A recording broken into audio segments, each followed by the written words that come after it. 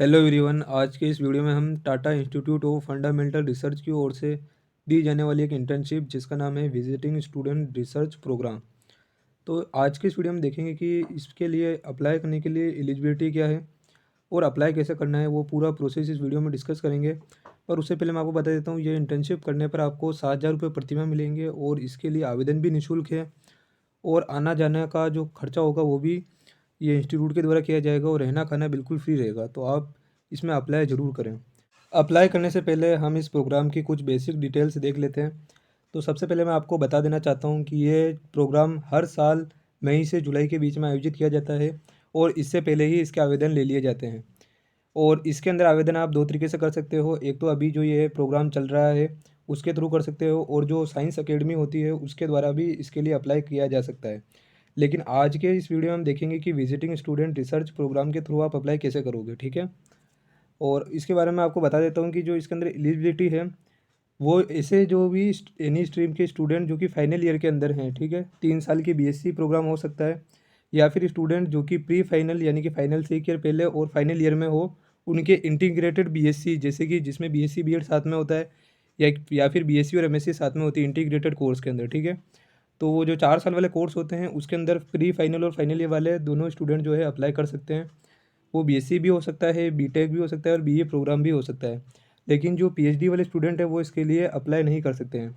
और ऐसे सभी स्टूडेंट जिन्होंने पिछले साल भी इसका जो है अप्लाई किया था वो इस बार इसमें अप्लाई नहीं कर सकते हैं, ठीक है। मतलब कि जिन्होंने प्रीवियसली सिलेक्टेड स्टूडेंट हैं वो इस बार अप्लाई नहीं कर सकते हैं।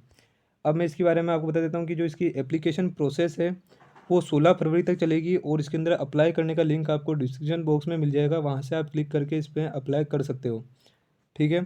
तो इसके बाद हम देख लेते हैं कि इसके अंदर आपको स्टाइपेंड कितना मिलेगा और अकोमोडेशन कितना मिलेगा। जैसा कि मैंने आपको वीडियो की शुरुआत में ही बताया था, सेलेक्टेड स्टूडेंट को मंथली 7,000 रुपये का स्टाइपेंड मिलेगा, और ट्रेवल करने का जो आने जाने का खर्चा होगा वो भी जो है इंस्टीट्यूट के द्वारा दिया जाएगा। और साथ ही साथ जो अकोमोडेशन का खर्चा है, मतलब कि उधर रहने का जो भी खर्चा होगा वो भी इंस्टीट्यूट के द्वारा दिया जाएगा, ठीक है। तो अब इसके बाद हम ये इसके अंदर कुछ जनरल इंस्ट्रक्शन है जो आप यहाँ से देख सकते हो। अब इसके बाद मैं आपको बता देता हूँ कि जैसे ही आप इसकी अप्लाई वाली लिंक पे जो डिस्क्रिप्शन में दे रखी है उस पर आप क्लिक करोगे तो आपके सामने कुछ इस प्रकार का पेज खुल के आ जाएगा। तो इसके अंदर आपको फार्म में सबसे पहले अपनी पर्सनल डिटेल डालनी है। सेक्शन 1 के अंदर आपको पर्सनल डिटेल डालनी होगी, जिसके अंदर सबसे पहले आप डालोगे आपका ईमेल एड्रेस। तो यहाँ पे आपको आपका ईमेल एड्रेस डालना है। उसके बाद यहाँ पे आप अपना नाम डालोगे और यहाँ से आप अपनी डेट ऑफ बर्थ सेलेक्ट कर सकते हो।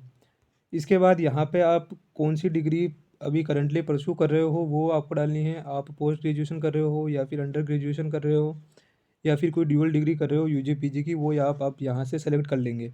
उसके बाद यहाँ पे आप अपनी नेशनलिटी डाल देंगे और यहाँ पे आपके मोबाइल नंबर आपको डालने हैं। और इसके बाद आपको यहाँ पे आपका एड्रेस डालना है कोरेस्पोंडेंस के लिए। तो यहाँ पे आप अपना एड्रेस डालेंगे और आइडेंटिटी प्रूफ के लिए यहाँ पे आपको पीडीएफ के अंदर आपका आधार कार्ड अपलोड करना होगा, ठीक है। इसके बाद यहाँ पे आपको अपनी एजुकेशन की डिटेल प्रोवाइड करनी है। तो सबसे पहले आपको यहाँ पे आपकी 10th की डिटेल प्रोवाइड करनी है। यहाँ पे आपकी स्कूल कौन सी थी उसका नाम आएगा, और यहाँ पे आपको बोर्ड ऑफ एजुकेशन का सिलेक्ट करना है। यहाँ पे आप कौन से एजुकेशन की बोर्ड से आपने पढ़ाई की है, स्टेट बोर्ड थी या फिर सीबीएसई, वो यहाँ पे आपको एंटर करनी है। उसके बाद यहाँ पर आपके परसेंटेज या फिर आपके ग्रेड्स जो हो यहाँ पे आएंगे, ठीक है। ये फिल करने के बाद यहाँ पर आपको ईयर ऑफ पासिंग डालना है। ईयर ऑफ पासिंग डालने के बाद सेक्शन 3 के अंदर आपको यहाँ पे आपकी 12th की डिटेल डालनी होगी, जिसमें सबसे पहले आपको स्कूल का नाम यहाँ पे डालना है। उसके बाद आपको आपके बोर्ड का नाम यहाँ पे डालना है। बोर्ड का नाम डाल लोगे यहाँ पे, उसके बाद आपको यहाँ पे ईयर ऑफ पासिंग यहाँ पे एंटर करना है, और उसके बाद आपके कितने परसेंटेज थे या फिर ग्रेड्स थे यहाँ पे आपको एंटर करना है।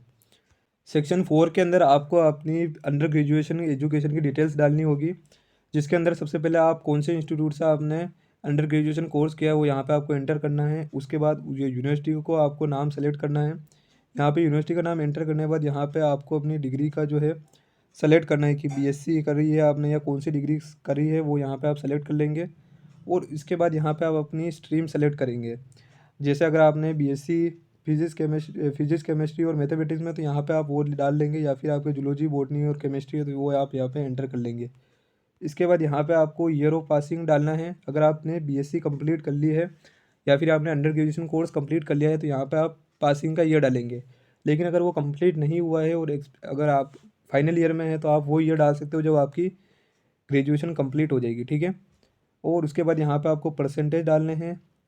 और अगर आपके ग्रेजुएशन कंप्लीट नहीं हुई है तो आप लास्ट सेमेस्टर तक या फिर लास्ट ईयर तक के जो भी परसेंटेज हो रहे हैं वो यहाँ पे आप एंटर कर देंगे, ठीक है। इसके बाद आपको यहाँ पे मार्कशीट अपलोड करनी होगी।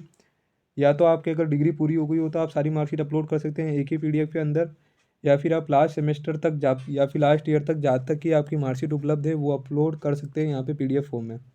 इसके बाद अगर आपके पास डिग्री सर्टिफिकेट है तो यहाँ पे आपको अपलोड करना है पीडीएफ के फॉर्म के अंदर। और सेक्शन 5 के अंदर आपको पोस्ट ग्रेजुएशन की डिटेल्स यहाँ पे आपको एंटर करनी होगी। सबसे पहले आपको इंस्टीट्यूट का नाम एंटर करना है।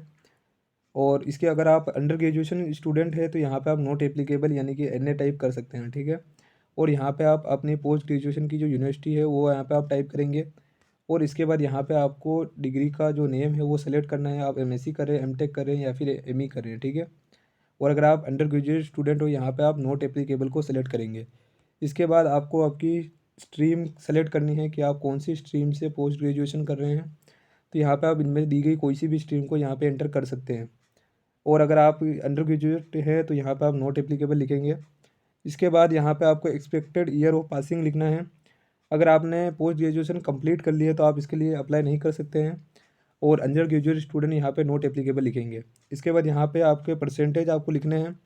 परसेंटेज आपको लास्ट सेमेस्टर तक की जो मार्कशीट है उसके एंटर करने हैं, ठीक है। और जो सभी मार्कशीट होगी उसको एक ही पीडीएफ में कंप्रेस करके आपको अपलोड करना है। और इसके बाद यहाँ पे आप प्रोजेक्ट प्रेफरेंस देंगे, ठीक है। तो प्रोजेक्ट प्रेफरेंस के अंदर यहाँ पे बहुत सारे आपको प्रोजेक्ट मिल जाएंगे। तो आपको आपकी पसंद का कोई भी प्रोजेक्ट सेलेक्ट कर लेना है यहाँ पे, और यहाँ पे फर्स्ट प्रेफरेंस आ जाएगी। इसी तरह ही आपको सेकंड प्रेफरेंस भी देनी है। तो यहाँ से आप ड्रॉप डाउन मेन्यू से सेलेक्ट कर लेंगे आपकी पसंद का कोई भी प्रोजेक्ट, ठीक है। तो यहाँ पे आपके सेकंड प्रेफरेंस को चूज़ करना है। और उसके बाद यहाँ पे आपको एक राइट अप अपलोड करना होगा जो कि 100 वर्ड्स का हो सकता है।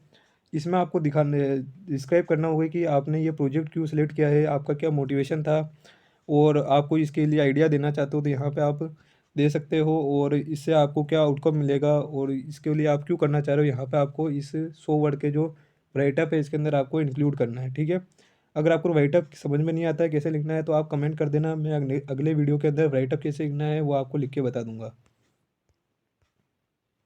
इसके बाद अगर आपने कोई प्रीवियसली कोई भी रिसर्च प्रोजेक्ट या फिर इंटर्नशिप की है तो यहाँ पे आप उसकी डिटेल देंगे। और इसके बाद यहाँ पे आपको रेफरेंस देने हैं। तो रेफरेंस आप कोई भी जो आपके टीचर हैं कॉलेज के, यूनिवर्सिटी के, वहाँ से आप उनका नाम यहाँ पे एंटर कर सकते हैं। तो यहाँ पे आप फर्स्ट रेफरेंस वाले के नाम यहाँ पे आप एंटर करेंगे और उसके बाद उनका ईमेल एड्रेस यहाँ पे डालेंगे। और इसी तरह आप सेकंड जो रेफरेंस जिसका दे रहे हैं उसका नाम यहाँ पे आप डालेंगे और उनकी ईमेल एड्रेस यहाँ पे आपको डालनी है। और इसके बाद आपको इसके बारे में कैसे पता चला, आप इसमें कुछ भी सिलेक्ट कर सकते हैं। और इसके बाद आपको कुछ और भी इसके इंफॉर्मेशन यहाँ पे प्रोवाइड करनी है तो यहाँ पे आप डाल देंगे। और लास्ट में आपको सबमिट पे क्लिक करना है। तो इस तरह आप जो है इसका फॉर्म भर के ये फॉर्म आप सबमिट कर सकते हैं। और भी आपको कोई डाउट है तो आप कमेंट सेक्शन में पूछ सकते हैं। और वीडियो अगर आपको पसंद आया हो तो वीडियो को लाइक करके हमारे चैनल को सब्सक्राइब जरूर करें ताकि आपको इसी तरह की इंटर्नशिप रिलेटेड वीडियो सबसे पहले मिल सकें।